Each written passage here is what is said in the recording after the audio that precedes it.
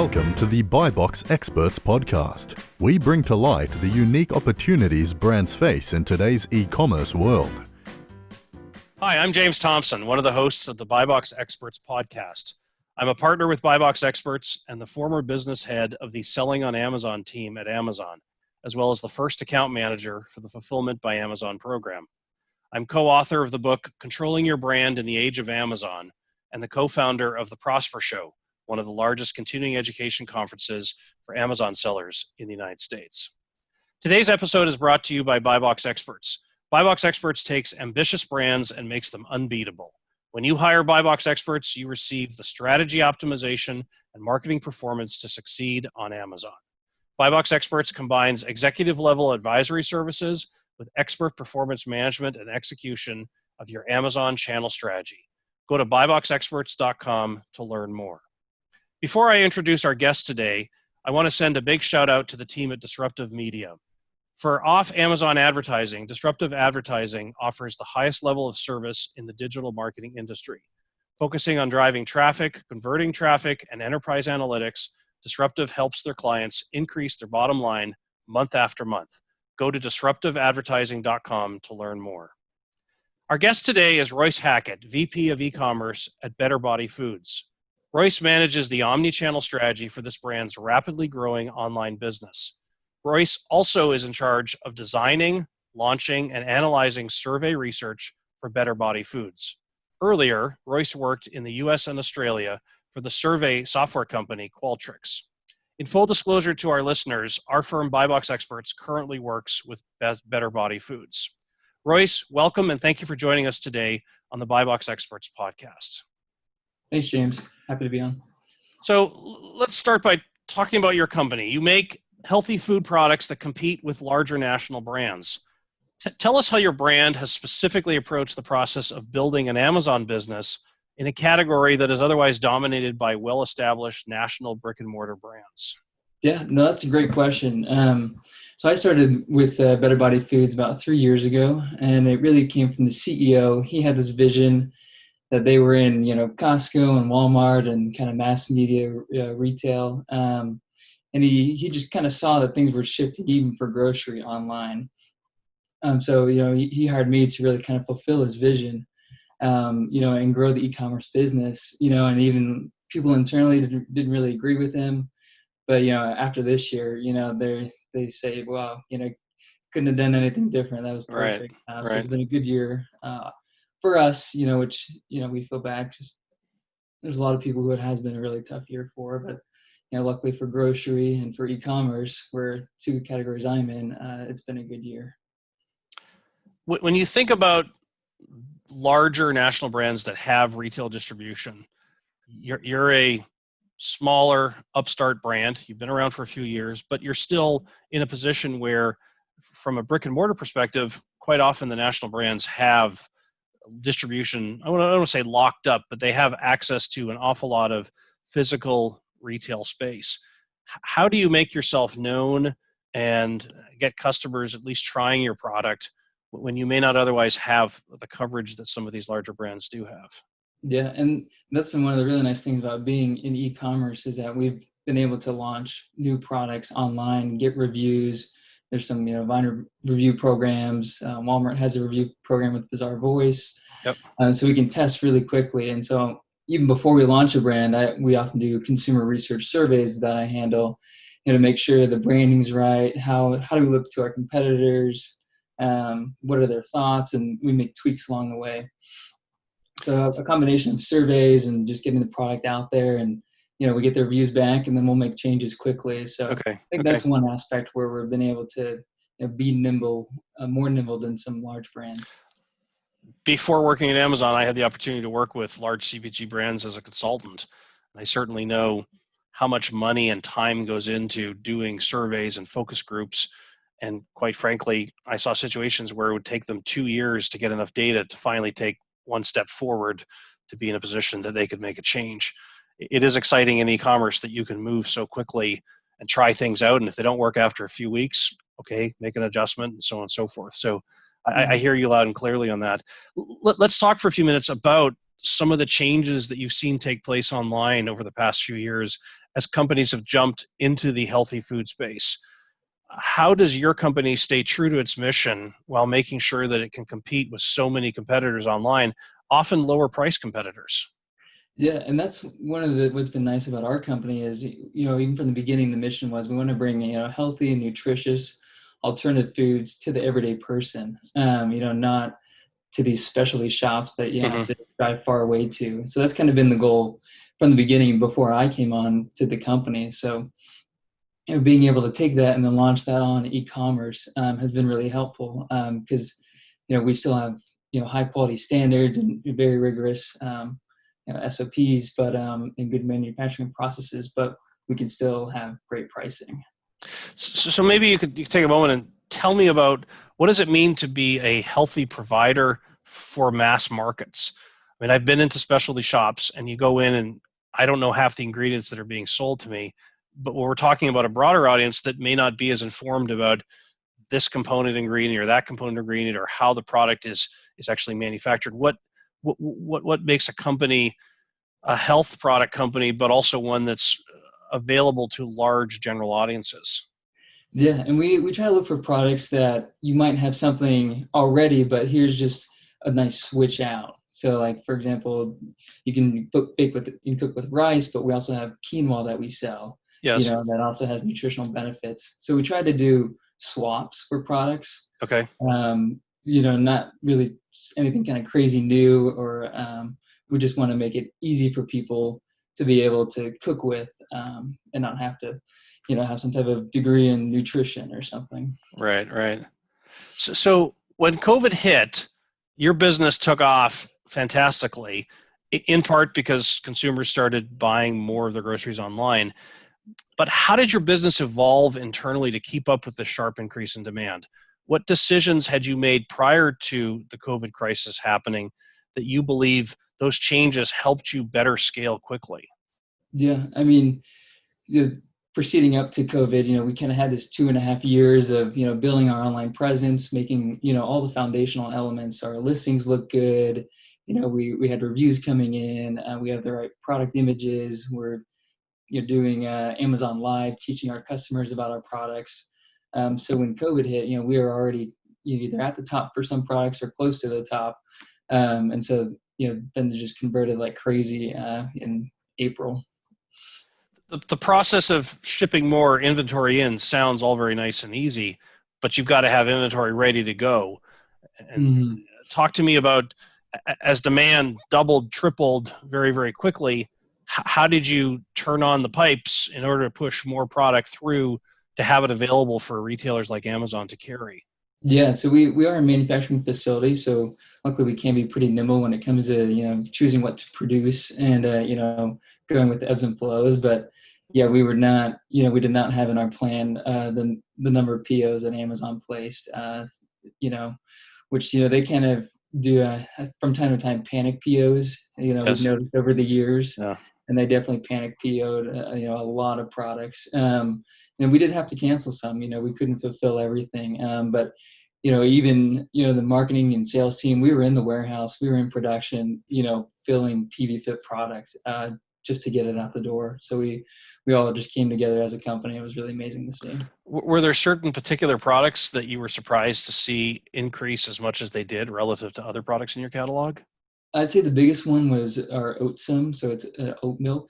I think there's been some reports that oat milk was like number 3 to toilet paper and hand sanitizer in April. So we were not expecting that much oat milk, a milk alternative. But it makes sense because it's shelf stable and people aren't going to the grocery store, and Right, right. it made a lot of sense. But we were definitely not expecting that. So we talk about manufacturing the food, but you still need packaging, you still need trucking, you still need all these other aspects to get the product to the end, to the retailer.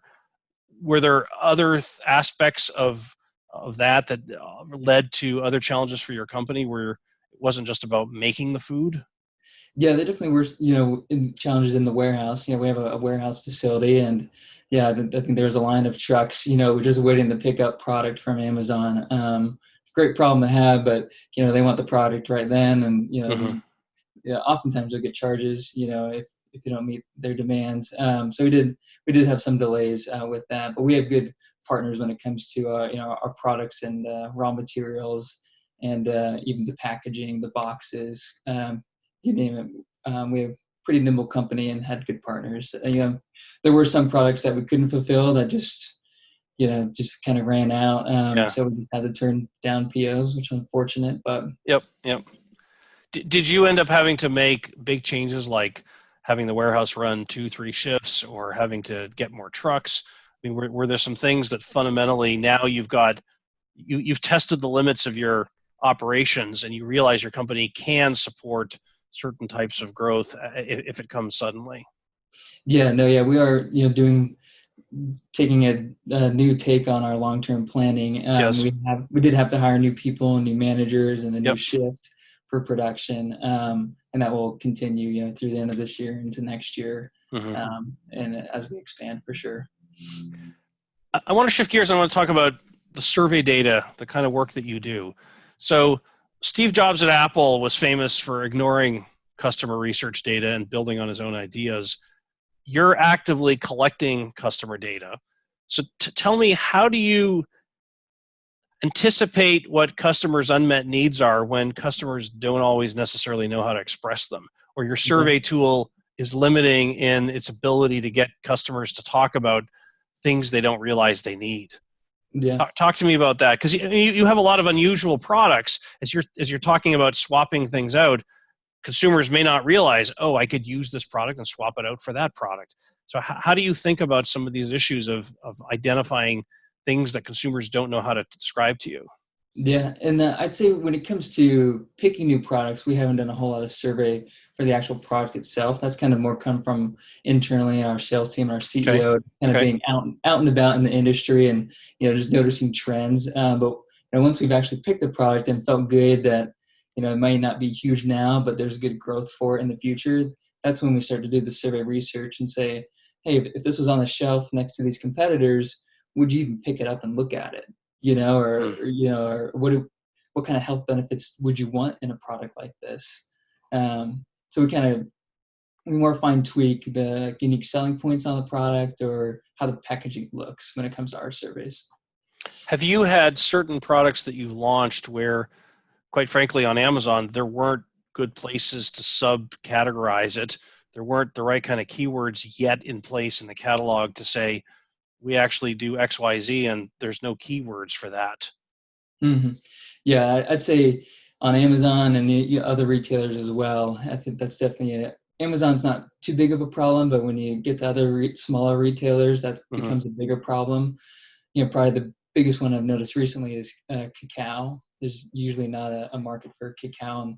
And there'll be cocoa, which is, cacao is basically just kind of a nice swap for cocoa, but there's not really a cacao on some of these other retailers. So it does make it tougher when you're trying to put it in the right category and then bid on keywords when no one really is at the moment, or they're kind of small. So how do you do that on Amazon when the keywords don't exist or you don't have enough of the right kind of organic search terms? How do you build your business quickly? Are you simply relying on consumers to do organic search of exact terms? No, yeah. So we definitely have to do kind of more broad terms. And luckily, we have over the years built out, our products, so we can piggyback a little bit on other products. We like having at the bottom of our product listing page. You can put different products that you own, kind of swap out. So we do that. We do Amazon Live. There's a bit of an educational piece when it comes to these newer products, but then kind of relying on maybe what people are more used to, like cacao or cocoa, and then kind of trying to break into that market. On your website, you have a lot of recipes. You have a lot of helpful information for enabling consumers to get the most out of the products that they've bought from you. As you think about non-grocery categories, companies that sell on Amazon in durables or what have you, what things that have you learned from being in the business you're in today that you think are useful learnings if you were to go and work for a company that had absolutely nothing to do with grocery? Yeah, no, I think, and when it comes to grocery, we're either looking for, like kind of any company, you're either looking for new customers or you're looking for repeat purchasers. So when it comes to the grocery on repeat purchasing, we're trying to teach them, okay, here's how to use it. Here's, just blend it in a smoothie, add water to it. Hmm. Um, you know, Oftentimes things can be bought, thrown in the pantry, and then they forget about it till it's probably about to expire, and then they don't want Right. to buy it again. Right. So it's kind of helping them to adopt the product into their life, which I think any kind of company, has to. There's that kind of learning curve of awareness, teaching, but also making it easy enough where they can add it to their lifestyle and not make drastic changes. So let's talk about some of your pre Better Body Foods experiences with data.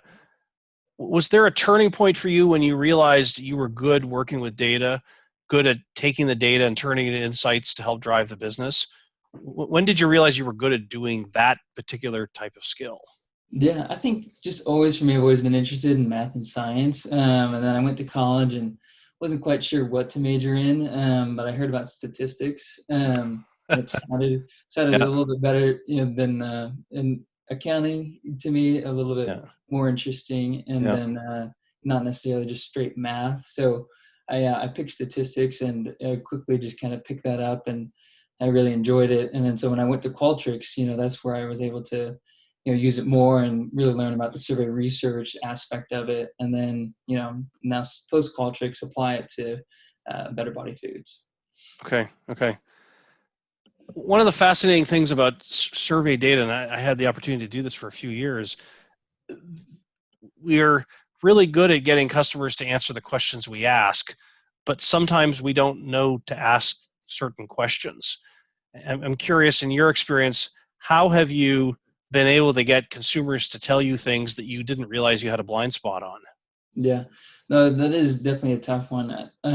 I'd say we have two avenues we use for that. One, we definitely look at the reviews we get on our e-commerce channels. There'll Mm-hmm. often be things that we didn't think about or realize was an issue, Yep. but they're pretty good at letting us know if there's any issues. And then when it comes to the survey research, it's hard to get people to answer open-ended questions, but we always do add open-ended questions to our Mm-hmm. surveys Mm-hmm. just to gauge, and usually people like to share their opinion, so we'll get some feedback, but there's definitely some blind spots we can't ever really survey out.